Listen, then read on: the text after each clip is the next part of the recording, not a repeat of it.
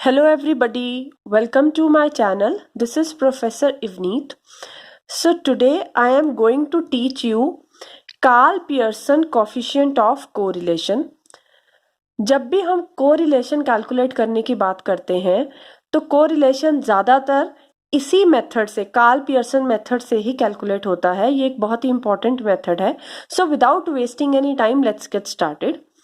So Karl Pearson coefficient of correlation को हम Pearson coefficient of correlation भी बोलते हैं. ये एक क्वांटिटेटिव मेथड है कोरिलेशन को मेजर करने का. ओके, तो ये क्वांटिटेटिव मेथड है. इससे पहले मैंने एक स्कैटर डायग्राम मेथड के ऊपर भी वीडियो बनाया है कि स्कैटर डायग्राम की हेल्प से हम कोरिलेशन कैसे कैलकुलेट करते हैं, जो कि एक क्वालिटेटिव मेथड है. अगर आप लोगों ने वो वीडियो नहीं देखा है तो आप डिस्क्रिप्शन बॉक्स में जाके देख सकते हैं. ठीक है, तो जो ये कार्ल पियर्सन है ये क्वांटिटेटिव मेथड है और ये बेस्ट मेथड है of working out correlation coefficient. Okay, अब इसकी क्या फीचर्स हैं इस मेथड की थोड़ा सा डिस्कस कर लेते हैं, उसके बाद मैं आपको इसका क्वेश्चन कराऊंगी. इस मेथड की हेल्प से हमें क्या पता चलता है? Knowledge of direction of correlation. Karl Pearson coefficient of correlation की हेल्प से हमें कोरिलेशन की डायरेक्शन का पता चलता है, और डायरेक्शन अपवर्ड है कि डाउनवर्ड है वो हमें पता चलता है कि कोरिलेशन हमारा पॉजिटिव आया है, आर कोफिशिएंट जो हमारा है वो पॉजिटिव आया है या फिर नेगेटिव आया है, तो उससे हमें डायरेक्शन का पता चलता है. इस मेथड की हेल्प से हमें डिग्री ऑफ रिलेशनशिप, मतलब दो वेरिएबल्स में आपस में किस डिग्री की रिलेशनशिप है वो पता चलता है. और वो हमें कैसे पता चलता है? देखो, कोरिलेशन कोफिशिएंट हमारा वेरी करता है -1 और +1 के बीच में. इसकी वैल्यू हमेशा -1 और +1 के बीच में ही हो सकती है. ठीक है, तो अगर तो ये -1 है तो परफेक्टली नेगेटिव कोरिलेशन होगा, अगर +1 है तो परफेक्टली पॉजिटिव कोरिलेशन होगा. और इसके बीच में भी बहुत सी वैल्यूज होती हैं जिससे हमें पता चलता है कि जो हमारी डिग्री है, रिलेशनशिप की डिग्री है, वो मॉडरेट है, हाई डिग्री ऑफ कोरिलेशन है, मॉडरेट डिग्री ऑफ कोरिलेशन है या फिर लो डिग्री ऑफ कोरिलेशन है. थर्ड इसकी फीचर है कि ये एक आइडियल मेजर है. Karl Pearson coefficient of correlation जो है वो एक आइडियल मेजर है. क्यों? क्योंकि ये मीन और स्टैंडर्ड डेविएशन के ऊपर बेस होता है. ठीक है, अब आ जाओ कैलकुलेशन ऑफ कोरिलेशन. अब कोरिलेशन को हम कैसे कैलकुलेट करते हैं? कार्ल पियर्सन मेथड से. देखो, in case of individual series on ungroup data की बात कर रहे हैं हम कि अनग्रुप डेटा और इंडिविजुअल सीरीज में हम कैसे कैलकुलेट करते हैं Karl Pearson coefficient of correlation. तो इसके हमारे 3 मेथड्स हैं: actual mean method, shortcut method और डायरेक्ट मेथड. इस वीडियो में मैं एक्चुअल मीन मेथड से कैसे कैलकुलेट करते हैं कोफिशिएंट ऑफ कोरिलेशन वो बताऊंगी. ये 2 मेथड्स मैं नेक्स्ट वीडियोस में कवर अप करूंगी, अदरवाइज ये वीडियो बहुत बड़ा हो जाएगा. ओके, अब आ जाओ actual mean method. Actual mean method से हम कोरिलेशन कैसे कैलकुलेट करते हैं? इसका फॉर्मूला होता है R is equal to, R क्या है? ये हमारा कोरिलेशन कोफिशिएंट है, कोरिलेशन का हमारा सिंबल है R, is equal to summation XY over under root summation x² multiply by summation y². तो जो ये हमारा x और y है ये स्मॉल x है, तो ये हम कैसे कैलकुलेट करेंगे? स्मॉल x हम कैलकुलेट करते हैं is equal to x minus x bar. अब ये x बार क्या है? ये है हमारा arithmetic mean of x variable. और y हम कैसे कैलकुलेट करेंगे? y minus y bar. और ये y बार क्या है? हमारा arithmetic mean of y variable. Okay, अब हम एक क्वेश्चन ले लेते हैं. देखो, अब ये एक क्वेश्चन ले लिया है मैंने जिसको हमने एक्चुअल मीन मेथड से कैलकुलेट करना है. देखो, from the following data calculate Karl Pearson coefficient of correlation. हमें इससे Karl Pearson coefficient of correlation लगाना है. ठीक है, और हमें एक्चुअल मीन मेथड लगाना है इसमें. देखो, हमें x सीरीज गिवन है और हमें y सीरीज गिवन है. अब हम इसमें कैसे कैलकुलेट करेंगे? देखो, पहले जो ये हमें हॉरिजॉन्टल में गिवन है हम इसे वर्टिकल में लिख लेंगे. x सीरीज को लिखेंगे जब वर्टिकल में 2, 3, 4, 5, 6, 7 एंड 8. ठीक है, ये हमने वर्टिकल में लिख लिया है इसको. ठीक है, x सीरीज को हमने वर्टिकल में लिख लिया है.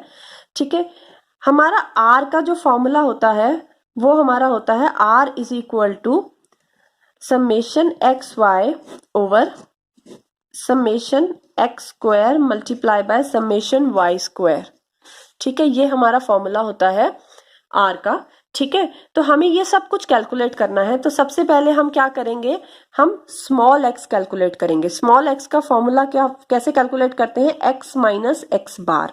अब इससे पहले हम स्मॉल एक्स कैलकुलेट करें, हमें एक्स बार निकालना होगा। और एक्स बार हम कैसे कैलकुलेट करते हैं, देखो एक्स बार का फॉर्मूला होता है हमारा, ये अर्थमेटिक मीन का फॉर्मूला होता है समेशन एक्स ओवर एन।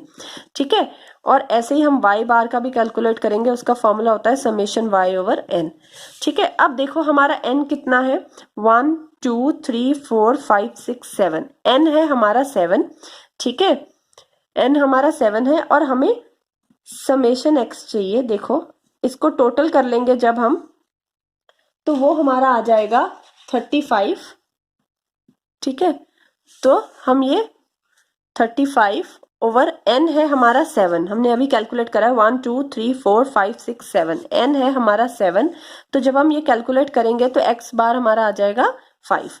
ठीक है, तो x बार अब हमारा 5 आ चुका है, तो हम सिंपल स्मॉल x कैलकुलेट करेंगे। कैसे करेंगे, देखो 2 minus 5 is -3, 3 minus 5 is -2, 4 minus 5 is -1, 5 minus 5 is 0, 6 minus 5 is positive का 1, 7 माइनस 5 इज पॉजिटिव का 2 एंड 8 माइनस 5 इज पॉजिटिव का 3। ठीक है, ये हमारा x आ गया। अब हमें x स्क्वायर चाहिए, इसका स्क्वायर कर दो, 3 का स्क्वायर आ जाएगा 9। जब हम 2 का स्क्वायर करते हैं -3 इंटू -3, तो माइनस माइनस कट जाता है, तो ये पॉजिटिव का 9 आ जाएगा। -2 इंटू -2, ये पॉजिटिव का 4, ये 1 का स्क्वायर 1 आ जाएगा 0, फिर 1 का स्क्वायर 1, 2 का स्क्वायर 4, 3 का स्क्वायर 9 आ जाएगा। ओके, अब ऐसे ही हम y सीरीज लिख लेंगे। y सीरीज हमें ये गिवन है, हम इसे भी लिख लेंगे 4 7 8 9 10 14 एंड 18, ये हमने y सीरीज लिख ली है। अब इसका भी हम टोटल निकाल लेंगे, समेशन y। जब हम इसका टोटल करेंगे तो ये हमारा आ जाएगा 70।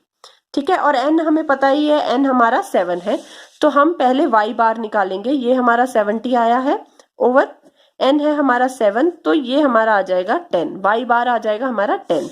ठीक है, तो ऐसे ही हम स्मॉल y कैलकुलेट करेंगे, y माइनस y बार। y बार हमारा कितना है 10, y बार हमारा 10 है, तो ऐसे ही कैलकुलेट करेंगे। 4 माइनस 10 इज, ये आ जाएगा -6, 7 minus 10 is -3, 8 minus 10 is -2, 9 minus 10 is -1, 10 minus 10 is 0, 14 minus 10 is positive का 4, 18 माइनस 10 इज पॉजिटिव का 8। तो ये आ जाएगा हमारा y। ठीक है, स्मॉल y आ जाएगा।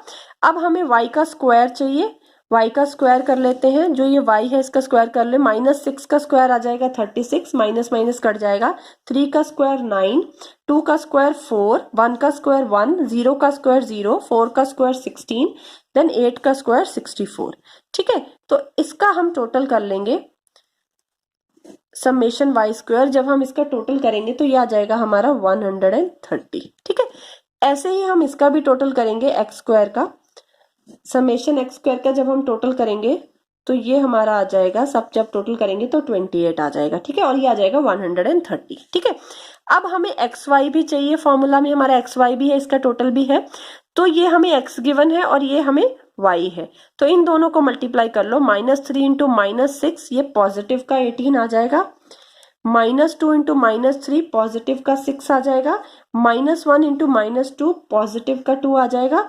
0 multiply by 1, -1 is 0, +1 multiply by 0 is 0, 2 multiply by 4 is 8, positive का 8 आ जाएगा। 3 मल्टीप्लाई बाय 8 इज पॉजिटिव का 24 आ जाएगा। ठीक है, तो ये हमारा आ गया है। अब हम इसका भी टोटल कर लेते हैं, समेशन एक्स वाई, तो ये आ जाएगा हमारा 58। ठीक है, अब बस इन सबको हमने फॉर्मूला में पुट करना है। फॉर्मूला हमने ऑलरेडी लिखा है, ये आर का फॉर्मूला समेशन एक्स वाई, ये हमारा अभी हमने कैलकुलेट करा है, तो ये आ जाएगा हमारा 58 ओवर समेशन एक्स स्क्वायर, ये अभी हमने कैलकुलेट करा, ये है हमारा 28 multiply by summation Y square, कितना है हमारा 130। ठीक है, तो ये 58 डिवाइडेड बाय इन दोनों को मल्टीप्लाई कर लेते हैं, तो ये आ जाएगा हमारा 3640। तो जब हम ये अंडर रूट हटाएंगे तो ये आ जाएगा 58 डिवाइडेड बाय 60.33, तो जब हम इसे डिवाइड करेंगे तो ये आ जाएगा हमारा पॉजिटिव का 0.96। तो R है हमारा पॉजिटिव का 0.96, क्योंकि ये कोई साइन नहीं है तो मीन्स पॉजिटिव है, ठीक है। तो ये आ जाएगा 0.96। तो ये इसकी डिग्री क्या है, इसकी डिग्री है हमारी high degree of positive correlation. तो हम लिखेंगे high degree of positive correlation, ठीक है। अगर आपको पूछा है चाहे नहीं पूछा है कि इसकी डिग्री कौन सी है, आपको हमेशा मेंशन करना है कि जब भी आंसर आप निकालो आर का तो आपको डिग्री जरूर लिखनी है, अदरवाइज आपके मार्क्स कट जाएंगे। तो ये हमारा हो जाएगा high degree of positive correlation. I hope आपको ये एक्चुअल मीन मेथड बहुत अच्छे से क्लियर हो गया होगा। इन केस अगर आपको कोई डाउट है तो आप मुझे कमेंट सेक्शन में लिख सकते हैं। और हाँ, अगर आपको मेरा पढ़ाया हुआ समझ आता है और आप आगे फर्दर भी मुझसे पढ़ना चाहते हैं तो आप मेरी वीडियो को लाइक शेयर कर सकते हैं और मेरे चैनल को सब्सक्राइब कर सकते हैं। So thank you.